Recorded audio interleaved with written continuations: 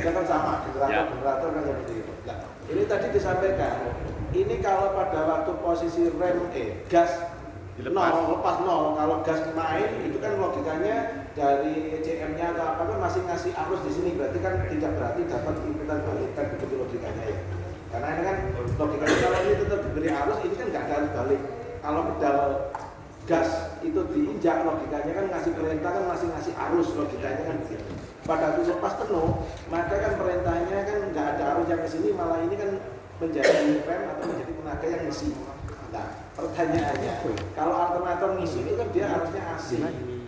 Sedangkan lilitan ini kok tiba-tiba sudah DC, tadi DC itu DC, ini balik ke aki itu kan ya harusnya DC. Apakah di dalam di sini ada diodanya? Logikanya kan begitu malah. Ya, logikanya Pak Edi betul bahwa yang dihasilkan di situ bukan direct current, tapi alternatif current AC. Dan siapa yang membisikkan di controller? Jadi dari baterai tadinya kan ke controller, dari controller baru lagi ke motor.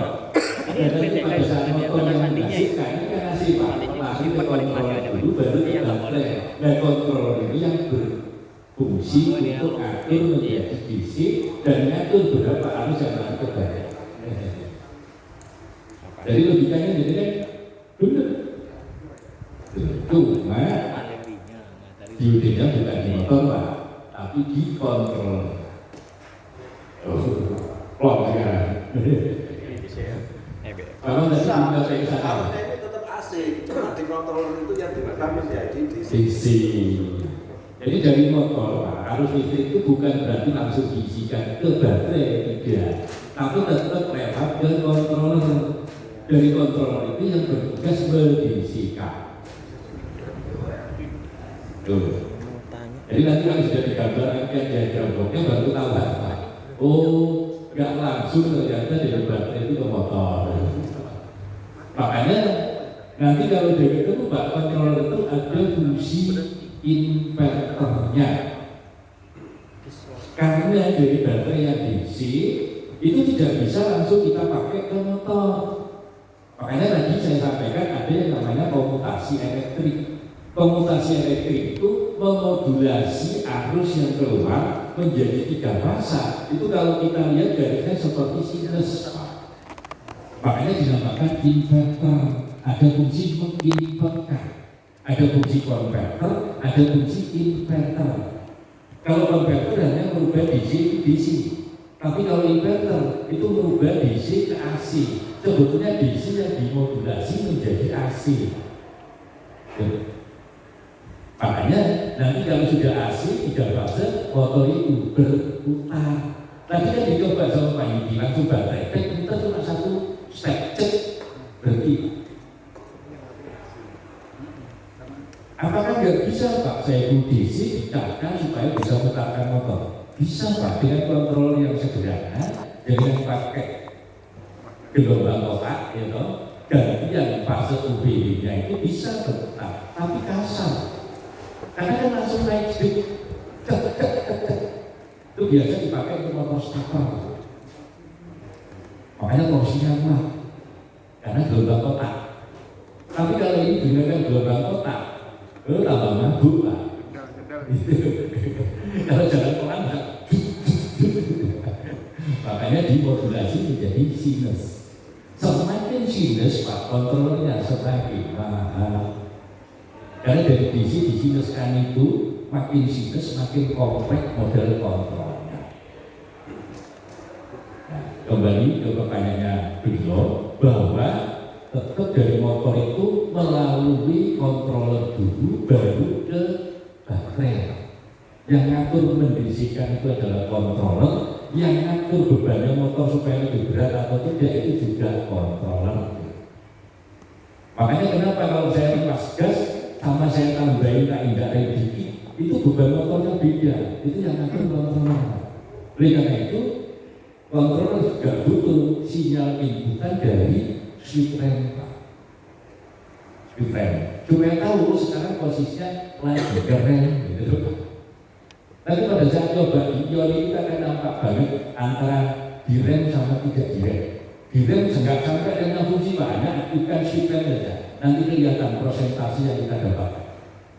Itu beda. Di unit pun juga kelihatan.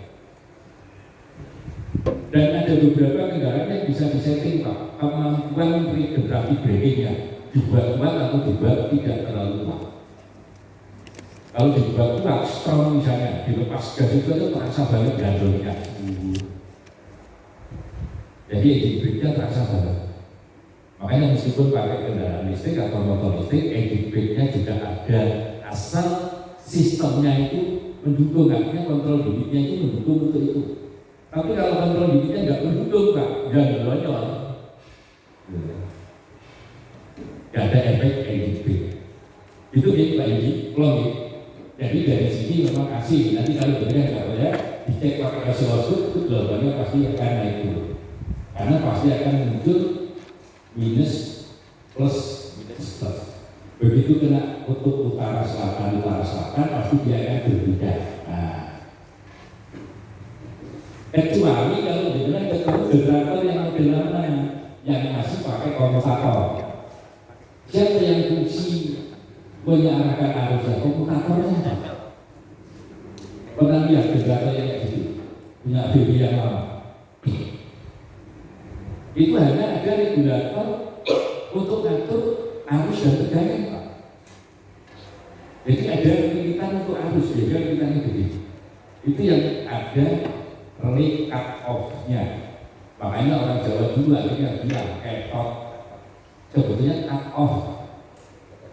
Kalau yang di regulatornya ternyata itu tidak ada cut off-nya, hanya regulator tegangan.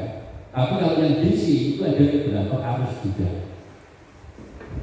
UBB yang lama Pak, yang masih pakai generator itu ada lamanya kayak motor starter. Jadi motor starter itu kalau dengan putar, yang dia pakai permanen ya Pak ya, itu kalau dengan putar dia menjadi generator DC karena ada lamel di komutatornya dan ada sikap. Yang positif akan keluar selalu positif, yang negatif akan selalu keluar negatif. Tapi kalau yang model kayak gini pasti AC. Alternator juga AC, didisikan dengan rectifier atau delay yang ada di alternator. Jadi gitu nih. Nah, kalau tadi kita bicara tentang hybrid Pak, ada dua sumber penggerak. Meskipun ada dua sumber penggerak, ada dua mode misalnya, ada dua mode HEV